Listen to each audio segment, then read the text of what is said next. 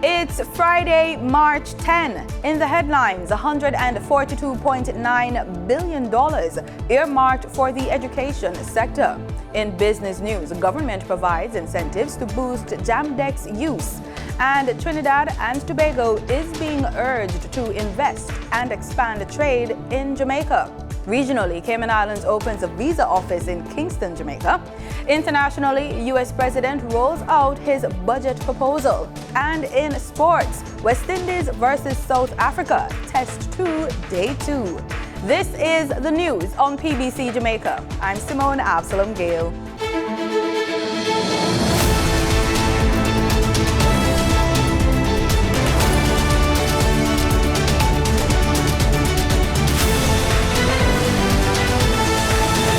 The Ministry of Labour is in talks today with the Jamaica Teachers Association, JTA, and the Ministry of Education. Teachers across the island have taken part in industrial action, protesting the handling of the compensation restructuring exercise. So the group is in talks about returning normality to schools. The meeting was slated to happen at the North Street head office of the Ministry of Labour and Social Security. Earlier this week, the JTA rejected the government's latest offer under the restructuring of compensation package with 346 votes against and 227 in favor. $142.9 billion is earmarked for the education sector in the 2023-2024 budget. That's the largest allotment from the budget for recurrent programs outside of debt payments and compensation of employees. Minister of Finance and the Public Service, Dr. Nigel Clark, provided the details during the opening of the budget debate in the House of Representatives this week. $9.3 billion is for school nutrition support, $15 billion for UE and UTEC, Madam Speaker. And in the Ministry of Labour and Social Security, $8.4 billion for cash grants for PATH beneficiaries, and this includes or reflects the 18% increase approved by Cabinet on the leadership of Minister Samuda. The nutrition support also includes $1 billion through Nutrition Products Limited for the production and distribution of breakfast and snacks for students. $258 million in grants to designated schools to facilitate the preparation of meals under the breakfast and cooked lunch programs, and $119 million in cash grants to designated schools to assist in the maintenance of school canteens. Opposition spokesman on finance Julian Robinson wants government to remove the guarantor requirements to access funding from the Students' Loan Bureau, SLB, for all students. He made the call in his 2023-2024 budget debate presentation in the House of Representatives on Thursday. One of the biggest impediments for them is the need for a guarantor at the student loan. So I want to call on the government. The opposition leader said it last year, and I want to repeat it. You have lifted the guarantee requirement for those students on PATH. We need to lift it for everybody.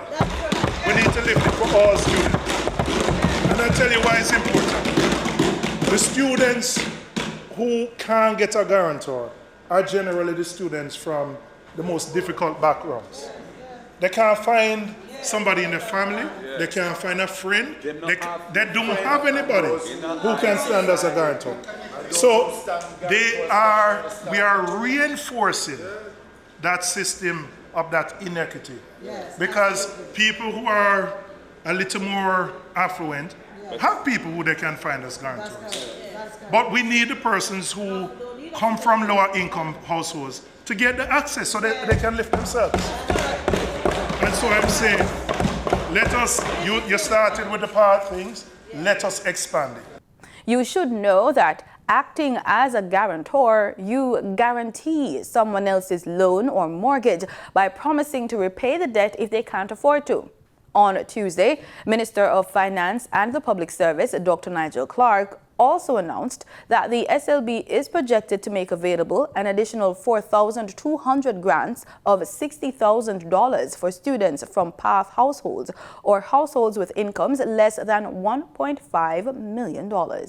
And in addition, we'll waive the application fee for students from PATH households. Madam Speaker, we are preserving, maintaining, increasing and sharing the gains of economic reform and economic recovery.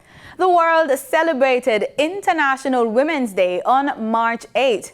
The PBCJ continues to celebrate phenomenal women in our society. We caught up with two of them. Senior Superintendent of Police Stephanie Lindsay, in charge of the Jamaica Constabulary Forces Communication Network, and Acting Senior Director Gender Affairs in the Bureau of Gender Affairs, Sharon Coburn Robinson. Ms. Robinson is integral to the implementation of the National Policy for Gender Equality. I could go on and on, but I think the major ones I see would be that GAP program, which is something that I started simply because I taught for many years, as I mentioned earlier.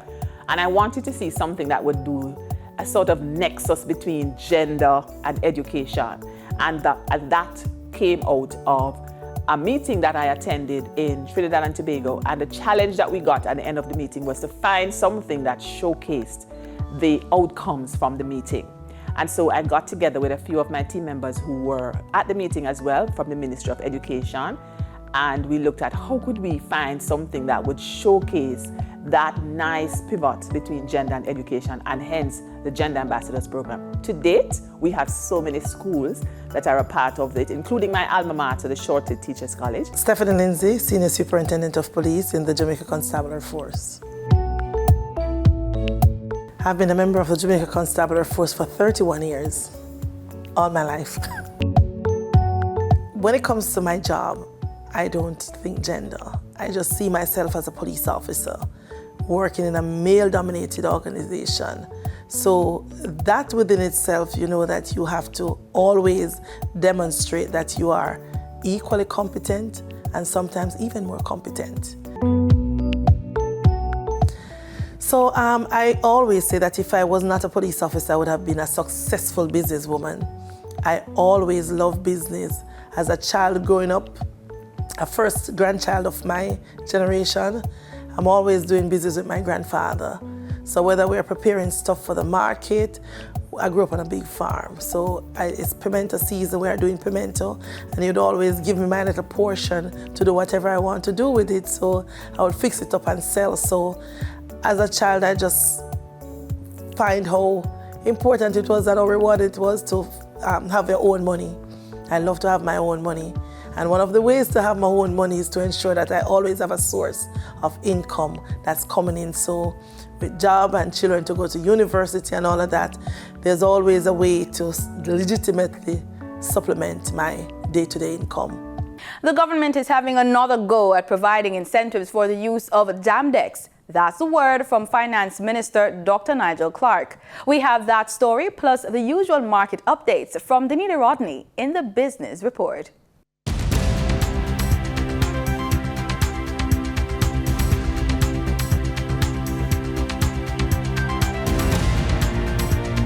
In an effort to encourage greater take-up of the central bank digital currency Jamdex, the government plans to introduce two new incentive programs in the upcoming fiscal year. They are the Small Micro Merchant Incentive Program and the Wallet Holder Individual Loyalty Program. Speaking at the opening of the 2023-2024 budget debates in the House of Representatives on March 7, Minister of Finance and the Public Service, Dr. Nigel Clark, provided details about the new incentives.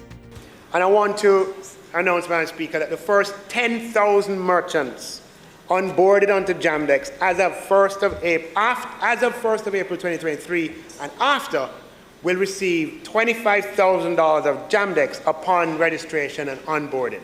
And for that registration, they have to, provide, this is government money, so we're going to need, registration certificates of incorporation, and they'll need even a low KYC account or some other bank account and a valid, some evidence of being compliant.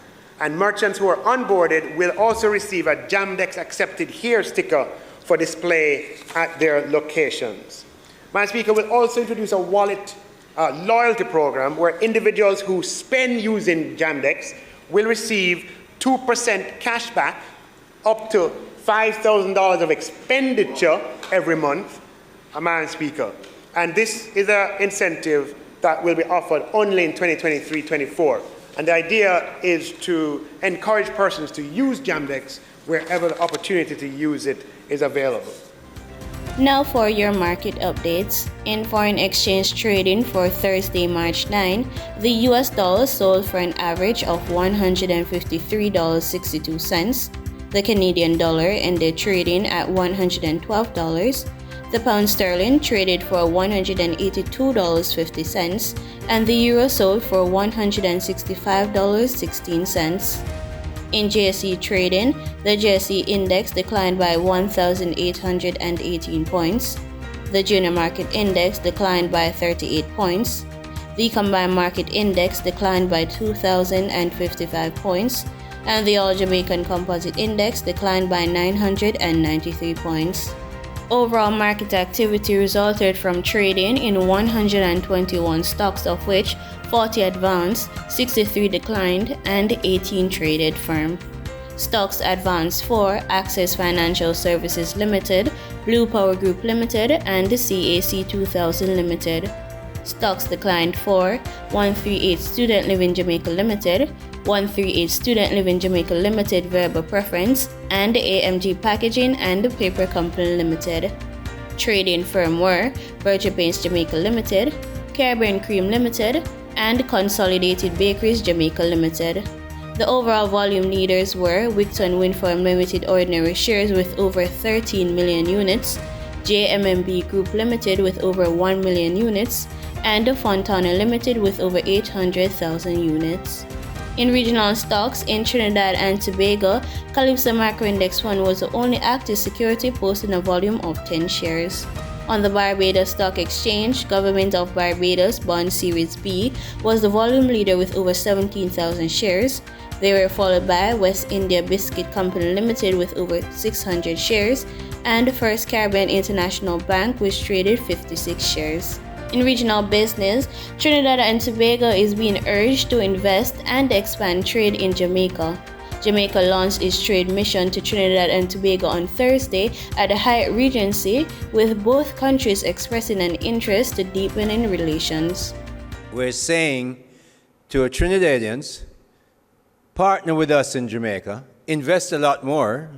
We know you can invest because this is the right time. Jamaica's Minister of Industry, Investment and Commerce, Aubin Hill, is urging Trinidad and Tobago to invest in that country, pointing out that it is the opportune time to do so. He said Jamaica has been praised after help from the International Monetary Fund, with the IMF itself recently commending the country for its recovery, supported by sound policy framework. There's no other country in the Caribbean, in fact, I dare say, in the region, in the hemisphere, except for Guyana, that has grown at the rate that Jamaica has grown in the last year. In 2021, our GDP grew by 8.1%. Up to September last year, the second quarter of the fiscal year, we grew by 5.7%. Our unemployment is at historic low, at 6%. Meanwhile, Trade Minister Paula Gopi-Skun reiterated that his country is keen on deepening trade relations with Jamaica. In 2022, Jamaica was Trinidad and Tobago's third largest trading partner in CARICOM, and that's energy and a non-energy trade. And in that same year, both countries traded just over 1.2 billion products worth of products with each other. And Jamaica's High Commissioner to TNT, Arthur Williams, noted that there has been some progress since the signing of an MOU in 2022 on trade complaints, with a Trinidadian company filing a complaint after difficulty in getting their product into Jamaica. Both countries understand that this being the first case is a test case and will determine the efficacy of the mechanism from here on. Trinidad and Tobago similarly held a trade mission to Jamaica in November last year.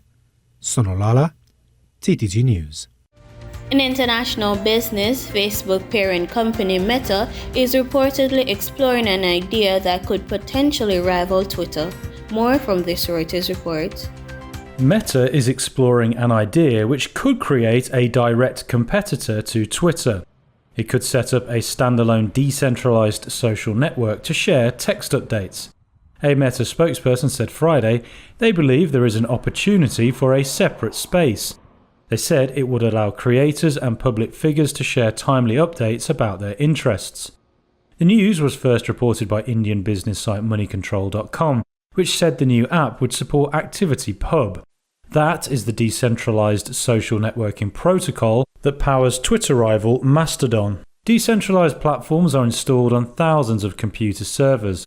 They are largely run by volunteers who join their systems together in a federation, whereas Facebook and Elon Musk's Twitter are controlled by one authority. Money Control reported Meta's new app would be Instagram branded. It would also allow users to register or log in through their Instagram credentials. In market data for oil fell for a fourth session, headed for its biggest weekly loss in 5 weeks on worries about the prospect of steep interest rate hikes in the United States hitting fuel demand. Brent dipped 63 cents to $80.96 a barrel, and West Texas Intermediate crude was down 69 cents at $75.03. And that was the business report on PBCJ. I'm Danita Rodney. In regional news, Cayman Islands Customs and Border Control officials recently announced the opening of a visa office in Kingston, Jamaica, with a few upgrades. The office has been operating virtually after closing to the public back in March of 2020 due to COVID-19. Now there's a more modern approach, as CBC Deputy Director Mr. Gary Wong explains. Kiosks are now available in the office where customers can actually come in to use to complete the online application process, which includes online payment. For persons who may have challenges in accessing the internet or will require assistance in the process, an employee will be able to assist in the office. By reopening the office, it speaks to Cayman's continued relationship with Jamaica and providing a service that is much needed. Persons should allow 14 days for processing, and the passport must have at least 6 months validity from the proposed date of arrival. A travel authorization will be issued via email, which allows for travel for approved visas. Now, for inquiries in Jamaica, you can email caymanvisa@cwjamaica.com and caymanvisa2@cwjamaica.com, or you can give them a call at 876-906-5336 or 876-906-786. Belize's opposition leader, Shine Barrow, is criticizing the Brasileño administration's commitment to free education, saying it is an unattainable objective. He says the 2023-2024 budget should instead provide more channels for families and students to access financing for education. Here's how he puts it. Education, we need to, free education will not happen, certainly not under this administration, and I'm not sure if we form government, if that is a practical manifesto promise. What needs to happen is there was capitalization of the central bank. Need to capitalize the DFC, the National Bank. We need to find a way to strengthen these institutions so that access to finance becomes the norm. There are no hurdles, no obstacles to the hardworking, financially challenged Belizeans being able to pay for their Belizean dream. This handout ideology is archaic, and it is a failure. It doesn't work. All that happens is the government in waiting promises these lofty manifesto pledges, and it never comes to be. So rather than free education as a promise, why not ensure that there's access to financing so that a hardworking family, a struggling student can have access to finance their education to put themselves in a position to be able to take care of themselves.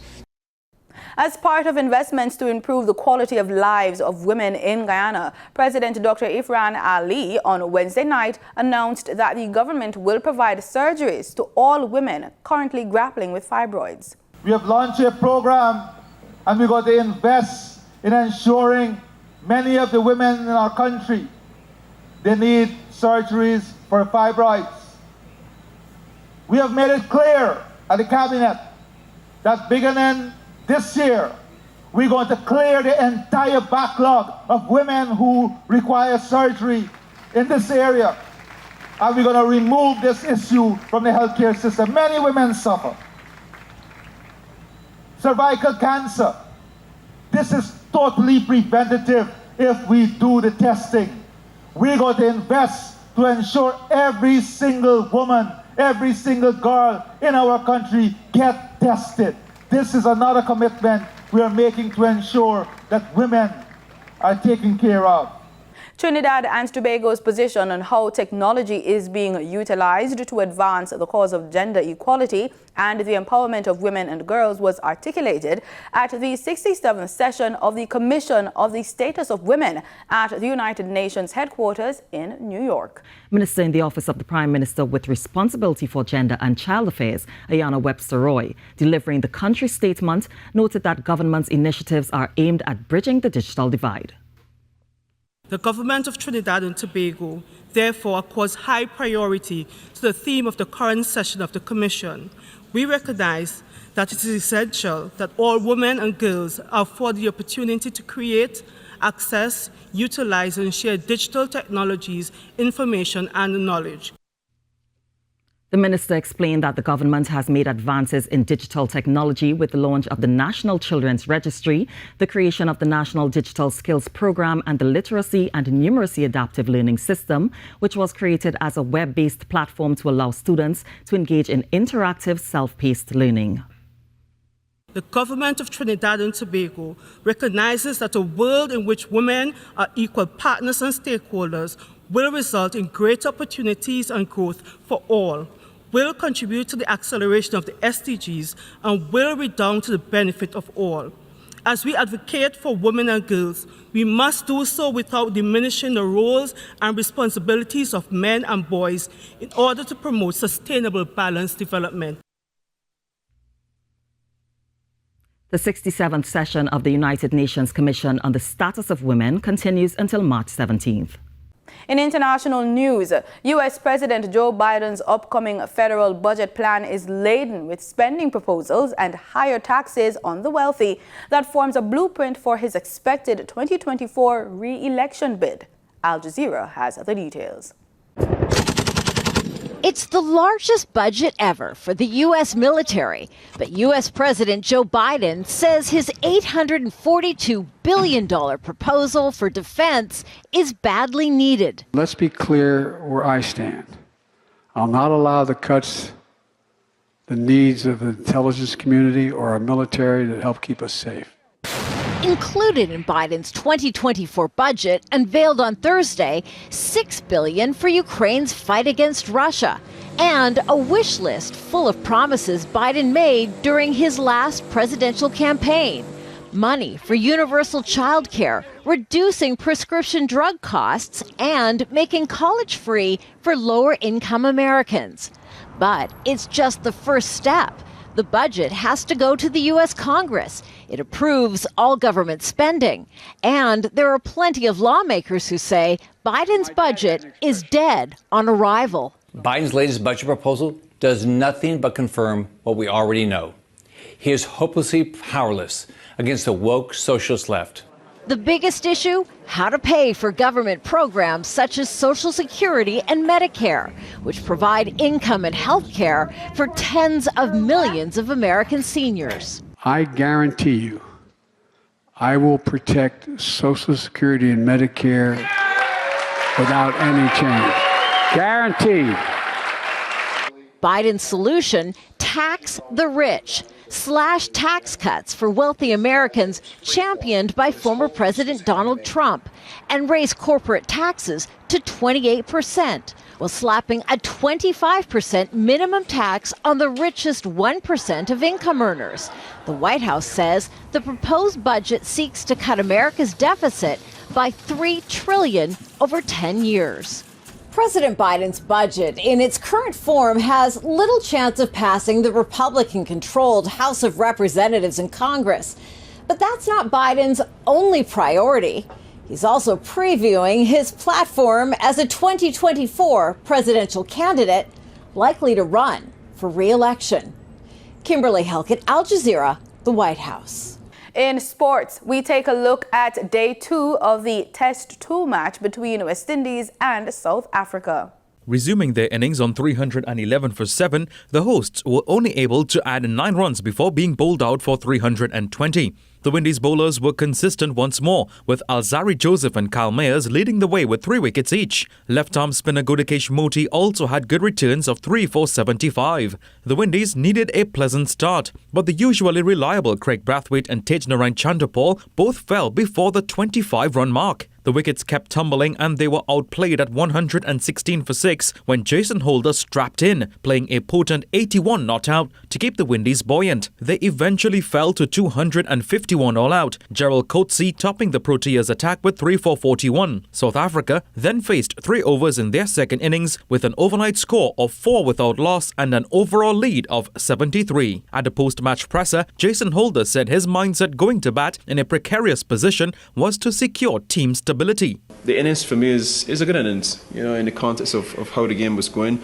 And, wickets falling around you and you being able to basically farm strike and shepherd the tail, is always special. Those are the kind of situations that, you kind of remember for. And yeah, I thought I did a really good job today playing the situation. He also mentioned the plan on day 3. But I think it's important just to really play tomorrow morning very well for us. And then, we take it from there. But I think both teams are obviously still within the hunt. They are probably in the ascendancy with the lead, but more often than not, we tend to play well coming from behind. So, I expect a little bit more of that fight that we showed in the second test match coming to the 4 tomorrow morning. Up to news time at the end of day 3, South Africa was leading the West Indies by 356 runs. At stumps, they were 287 for 7. And that's the news on PBCJ. I'm Simone Absalom Gale. Thanks so much for watching.